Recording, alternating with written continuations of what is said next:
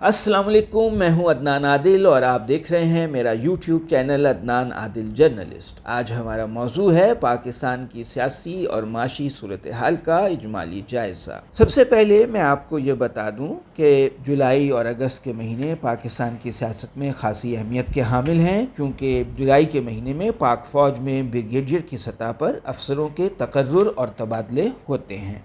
इन postings और transfer से रियासती इदारों के रवैये और रुझानात का अंदाज़ा होगा।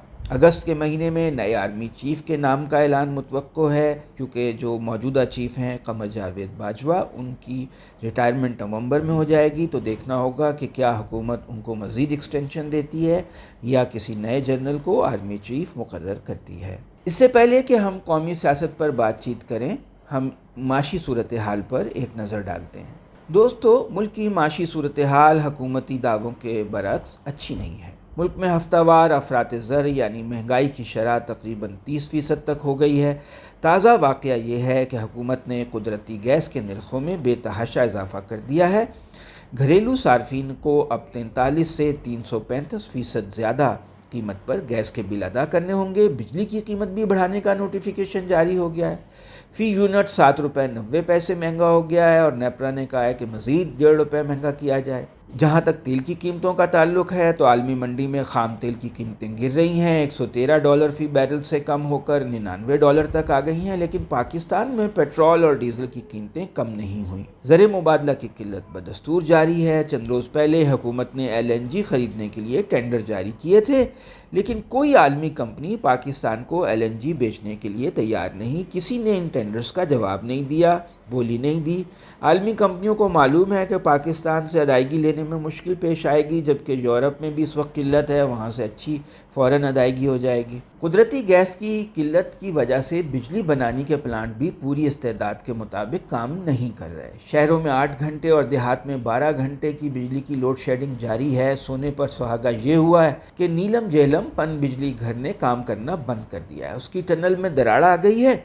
ये मंसूबा 580 अरब रुपए की खतीर लागत से मुकम्मल किया गया था, लेकिन शुरू दिन से इस प्रोजेक्ट में करप्शन की शिकायत आना शुरू हो गई। 4 साल पहले इसने काम शुरू किया, बहुत तवील मुद्दत के बाद, यानी इसमें जितने अरसे में मुकम्मल होना था उससे बहुत ज़्यादा अरसे बाद ये मुकम्मल हुआ, लेकिन 4 साल बाद ही इसमें बड़ा नुक्स भी पैदा हो गया। जिस मुल्क के सियासतदान और आला अफसरान बेपनाह करप्शन और लूट मार में मसरूफ़ हों, वहाँ मंसूबों का यही हाल होता है। मजमूई तौर पर पाकिस्तान की माशी सूरत हाल भी नीलम झेलम पन बिजली घर की तरह है। इसमें जगह जगह दरारें पड़ गई हैं। साबिक़ वज़ीर ख़जाना शौकत तरीन का कहना है कि महंगाई की शरह 35% से भी बढ़ जाएगी और बहुत जल्द ऐसा हो जाएगा, और उनका ये भी कहना है कि पाकिस्तान की मईशत दिवालिया होने वाली है। बड़ा मसला ये है कि अगले साल पाकिस्तान ने यूरो बॉन्ड्स पर सरमायाकारों को मुनाफे समेत रकम वापस करनी है, और उस पर शरह सूद 25% से ज़्यादा हो चुकी है, जबकि मुल्क के पास इतना ज़र मुबादला नहीं है कि ये रकम अदा की जाए। टेक्सटाइल की सनत तेज़ी से तरक्की कर रही थी इमरान खान के ज़माने में। हुकूमत बदली, सियासी अदम इस्तेहकाम हुआ, मौशी पॉलिसियाँ बदलीं, तो अब ये सनत भी सुस्त हो गई है, मंदी का शिकार हो रही है। दर्जनों मिलें बंद हो चुकी हैं। बाज़ लोग कह रहे हैं कि बंद होने वाली मिलों की तादाद 400 के करीब है। मोबाइल फ़ोन बनाने वाले कारखाने जो हैं वो भी बंद हो रहे हैं। कारें तैयार करने वाले कारखाने भी जो हैं उनकी तरक्की की रफ्तार सुस्त हो गई है, क्योंकि वो अपने पुर्जे बैरून मुल्क से नहीं मंगवा सकते। वजह यह है कि ज़र मुबादला ही नहीं है। अब नया काम ये हुआ है कि स्टेट बैंक ने शरह सूद 15% तक बढ़ा दी है। कहा यह गया है कि इससे अफरात ज़र कंट्रोल होगा, लेकिन पाकिस्तान में अफरात ज़र की वजूहात तो कुछ और हैं, मॉनेटरी पॉलिसी नहीं है। अब मुश्किल ये हो जाएगी कि कारोबारी दारों के लिए बिज़नेस करना और बैंक से क्रेडिट लेना जो है बहुत महंगा हो जाएगा, तरक्की की रफ्तार स्लो हो जाएगी, उससे बेरोज़गारी फैलेगी। बहरहाल सूरत हाल कोई ज़्यादा खुशकुन नहीं है। जहाँ तक सियासत का ताल्लुक़ है तो पंजाब में 17 जनवरी को 20 सूबाई सीटों के इलेक्शन हो रहे हैं। नून लीग और PTI में कड़ा मुकाबला है। दोनों ज़ोरदार इलेक्शन मुहिम चला रहे हैं। PTI के सरबराह इमरान खान खुद मैदान में निकल आए हैं, हर रोज़ जलसा कर रहे हैं।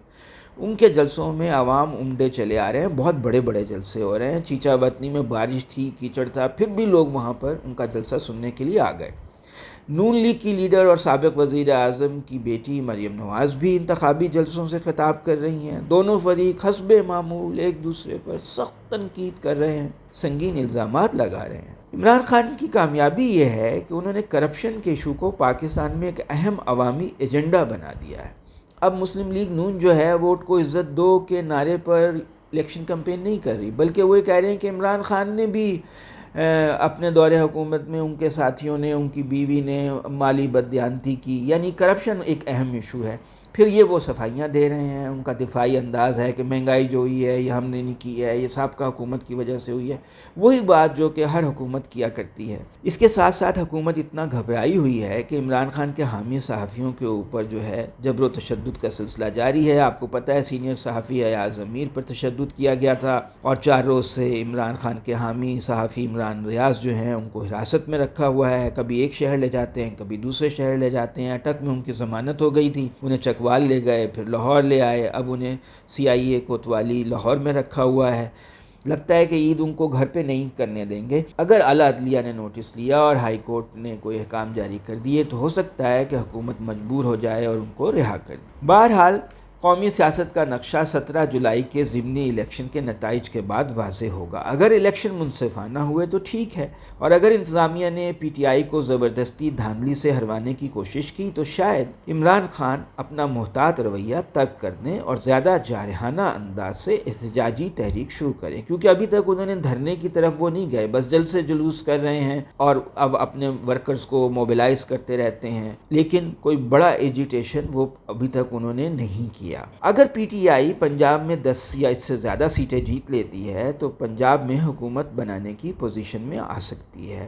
پرویز الہی جو ہے وزیر اعلیٰ منتخب ہو سکتے ہیں، اور حمزہ شہباز 22 جولائی کے بعد وزیر اعلیٰ کے عہدے پر برقرار نہیں رہیں گے، کیونکہ انہیں عبوری طور پر سپریم کورٹ نے 22 جولائی تک کا چارج دیا ہوا ہے۔ پنجاب کا اقتدار PTI اور PMLN دونوں کے لیے بہت اہمیت کا حامل ہے۔ اگر نون لیگ کے ہاتھ سے پنجاب نکل گیا تو اس کی وفاقی حکومت بہت کمزور ہو جائے گی۔ ان حالات میں بعض سینئر سیاستدان کوشش کر رہے ہیں کہ ملک میں سیاسی جماعتوں کے درمیان گرینڈ ڈائیلاگ ہو جائے۔ Peoples party, PTI، PMLN، JUI یہ بیٹھیں اور ایک منیمم ایجنڈے پر اتفاق رائے کر لیں تاکہ ملک آگے بڑھ سکے۔ بظاہر حالات اس کے لیے سازگار نہیں ہیں، کیونکہ اختلافات بہت زیادہ ہیں۔ عمران خان کہیں گے کہ اوورسیز ووٹرز کو ووٹ ڈالنے کا حق دیا جائے، یعنی جو لوگ ملک سے باہر ہیں وہیں سے وہ ووٹ ڈال سکیں۔ اس سے ان کو بہت فائدہ ہوگا، لیکن نون لیگ کو بہت زیادہ نقصان ہوگا۔ وہ کیوں مانے گی؟ جبکہ نون لیگ اور PTI جو ہیں وہ اس بات پر زور دیں گے کہ آپ نیب کے لاء کو ترمیم نہ کریں، آپ جو ہم نے نیب کا لاء ختم کیا ہے، تقریباً ختم ہی کر دیا ہے، تو اس کو برقرار رہنے دیں۔ تو اگر عمران خان اس پر راضی ہوتے ہیں تو ان کی کرپشن کے بیانیوں کو چوٹ لگے گی۔ تو دونوں جو فریق ہیں ان کی پوزیشن ایسی ہے کہ بظاہر مفاہمت ممکن نہیں آتی نظر، لیکن پس پردہ کوششیں ہو رہی ہیں۔ ایک وجہ یہ بھی ہے کہ 14 اگست کو ہمارا یوم آزادی ہے، اور کچھ ایسی پیش رفت ہو سکتی ہے کہ قومی سیاست کے مستقبل کے خد و خال 14 اگست تک واضح ہو جائیں۔ 14 اگست 2022 اس لیے بھی اہم ہے کہ یہ پاکستان کے قیام کو پورے 75 سال ہو جائیں گے، اور یہ ڈائمنڈ جوبلی ہوگی۔ تو اللہ کرے کہ پاکستان جو ہے آنے والے 14 اگست کو اپنی ڈائمنڈ جوبلی کے موقع پر ایک متحد قوم کے طور پر سامنے آئے۔ آپ نے میری رپورٹ سنی، اب آپ میرے چینل کو سبسکرائب ضرور کیجیے گا۔ شکریہ۔